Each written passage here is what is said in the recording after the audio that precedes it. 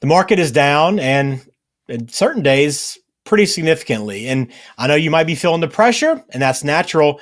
But how we respond to crashes like this often has its roots in previous events that we've seen before and lived through before. So, in this episode, where we talk about some of those biggest, most notable market crashes and what we learned from each of those. That's coming up next.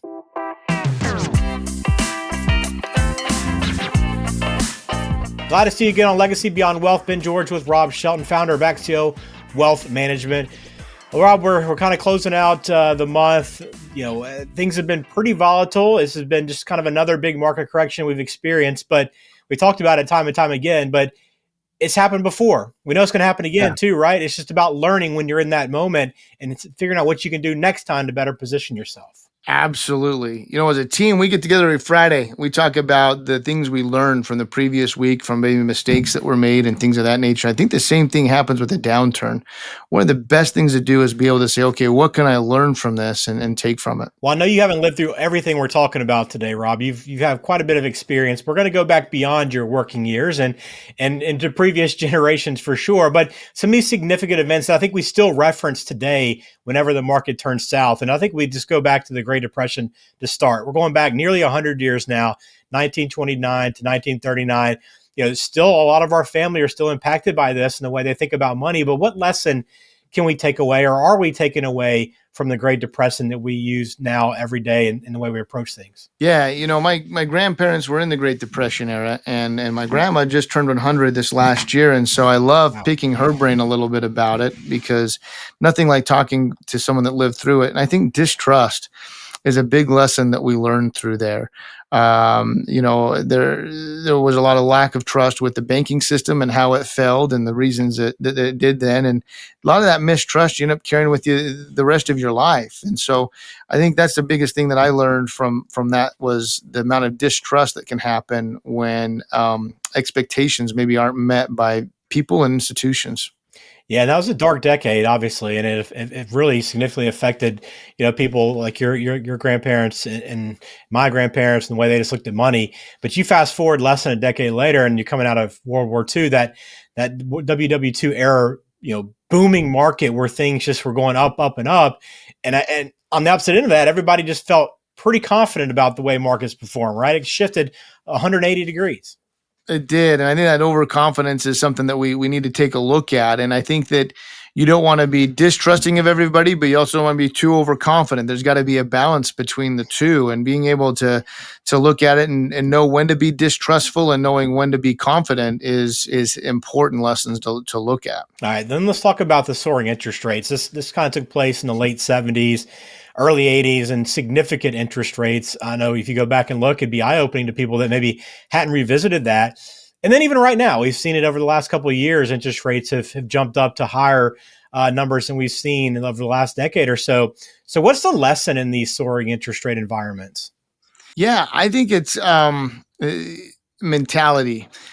There's always two sides to a stick, if you will. One side is opportunity, and the other side is the risk that you have associated with it. And what we want to do in every situation, you've got that opportunity and that risk. Well, with interest rates were as high as they were, we want to take a look and say, what was the opportunity?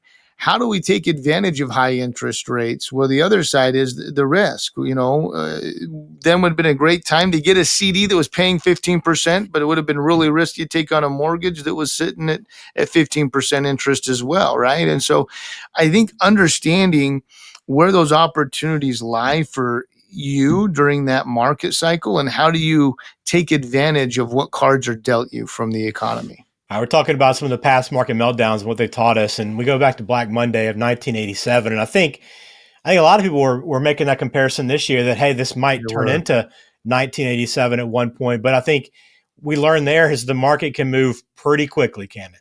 It can. And back in 1987, they didn't have things like circuit breakers and things of that nature that they do now. But we did see some pretty significant whiplash this last week.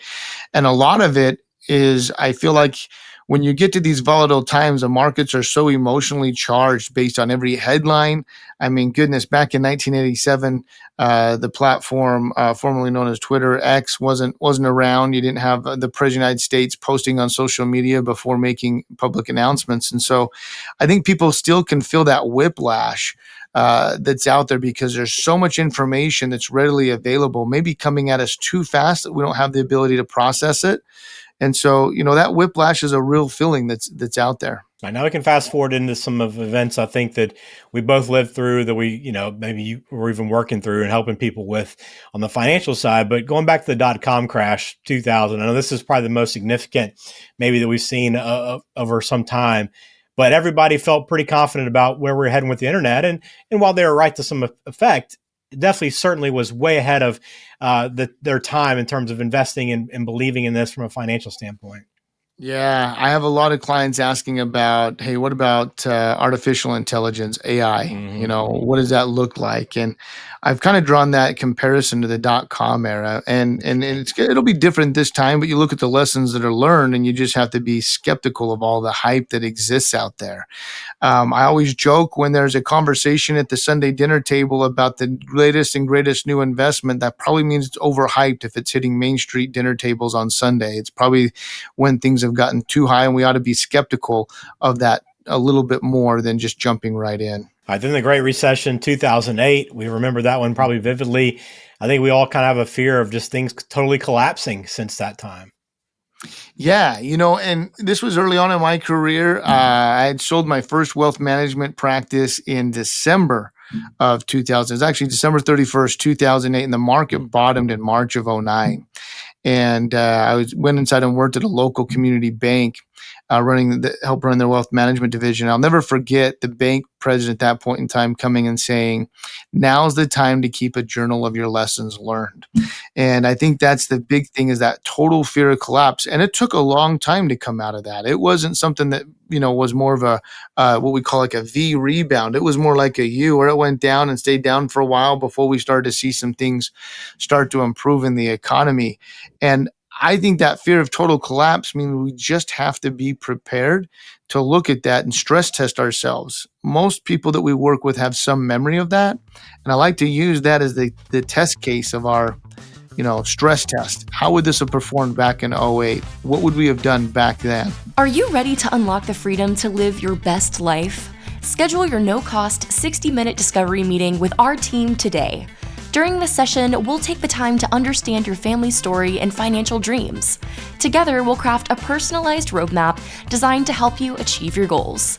Let's explore how we can unlock the freedom for you and your family to thrive. Just click the link in the description of today's show to get started. Yeah, that's a good point. And I think a lot of people will open up their eyes and say, okay, maybe I'm not as comfortable with that as I thought I would if the market can truly do that. And you fast forward to the COVID-19 market crash, which is just 5 years ago as we're recording this. And again, very similar to that earlier Black Monday, where everything happened just so quickly before you could even really get a grasp of what was happening, right? And the markets had shot down so much overnight. It was just Whiplash 2.0 almost. It was. And boy, to be watching the news and saying no one's going to work, everything's closing, you can't go sit down, and you go to the grocery store, and heaven forbid, toilet paper was a hard commodity to be able to find back in, and you had these huge lines of people trying to just stockpile things. I think that Whiplash 2.0 is a good example of where we have to be able to be disciplined, because if you remember, that market drop happened in March and April, and then by May and June, the government came out with some programs that really gave the market some confidence and ended in positive territory at the end of the year. Yeah, it did rebound quite quickly. So now it brings us to today, Rob. There's not a name for what we're going through right now, and we don't know how long it's going to last. We don't know much about the future currently. We can kind of talk about where we're at right now. But what lessons do you think we'll take away from what we're experiencing here in 2025? I think one that, I've seen different studies done on this over time. And anytime one political party is in too much control, whether it's Republicans or Democrats, the market tends to not do well. And the reason for that is because businesses and the markets and the economy likes to see predictability.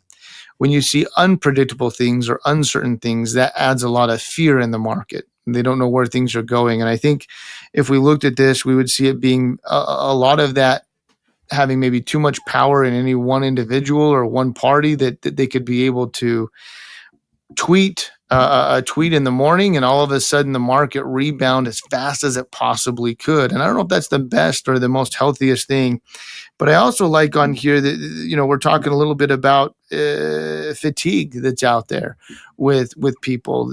We've been through COVID, and coming out of COVID, you hit inflation. Right after inflation, you hit higher interest rates. And then right after that, we have the situation now with these tariffs and everything else that's going on involved in the market volatility. The other thing that I think is important to note is that we look at all of these things and you go back and take a look. I always tell clients, hey, let's plan 3 out of the next 10 years being something that's outside of our control, an event where the market's going to go down, and how do we prepare for that? And I think by having those conversations, it helps us to have that sense of security when things are going down, because we've already planned for it. Well, how do these things shape your view, Rob? Has it changed things? I mean, what's your approach thinking back over these things? And also, I think with the clients, do you see that people are more conservative generally because of what they've experienced in the past? Yeah, I think that I would call it PTSD. I don't know if that's the right word to use, but we have some valid feelings and some concerns that are there.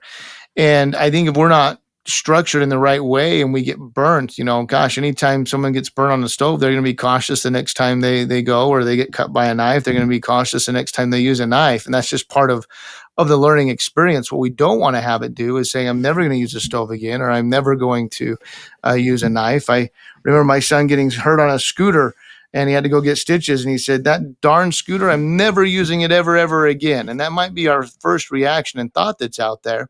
But sure enough, later on in the summer, he started using that scooter again. And it was a great tool for him to be able to go places faster, and gave him great enjoyment. So I think the same thing exists here. We just have to keep our emotions in check. And hopefully you're working with a professional that can help you to design an investment portfolio that's custom designed right for you and what works well for you. Yep. And you can start that process by going to AxioWM.com. The link's in the show description. You can check it out there, but grab a time on Rob's calendar, take advantage of that discovery call to be talking about some of these things, and what concerns, fears you might have, what you're most anxious about, but also where you want to go. Begin talking through that, because they help families with this planning and wealth management. It can help you move forward with confidence. And we know the market's going to do what it's going to do. Again, it's up and down, so you want to be prepared for that when it does come. But hopefully we'll learn something from this, Rob, and take it away to the next thing and only be a little bit stronger down the road. Awesome, Ben. Thanks always for your time. Yeah, thank you, Rob, as well. We'll talk to you again right here on Legacy Beyond Wealth.